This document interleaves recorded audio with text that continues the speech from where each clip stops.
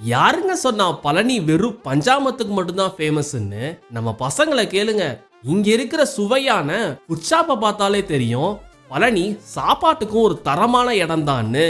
பூண்டு தோசை, ஆப்பம், முட்டை ஆப்பம்ட்டு இந்த ஷாப்புக்கு ஒரு ஃபேன் பேஸே வச்சிருக்கிற நம்ம ஆசை ஆப்பம் காத்தியன கடையில இருந்து ஈவினிங் நம்ம ஃப்ரெண்ட்ஸ் கேங்கோட சாப்பிட்றதுக்கு விலை கம்மியாவும் டேஸ்டாவும் கொடுக்குற உழவசந்த ரோட்லயும் போஸ்ட் ஆபீஸ் பக்கத்திலே இருக்கிற இந்த 2 பொரியண்ணா கடையும் சுட சுட எண்ணெயில இவர் போடுற பஜ்ஜி மைசூர் போண்டாக்கும் மாரியம்மன் கோயிலுக்கு பக்கத்துல இருக்கிற இந்த ஓஜி மைசூர் பா பக்கோடா அண்ட் இவங்க கொடுக்குற உருளைக்கிழங்கு மசாலுமே நம்ம பழனியில அல்டிமேட் தான். நாங்க எப்பவுமே பழனி பசங்க தான்.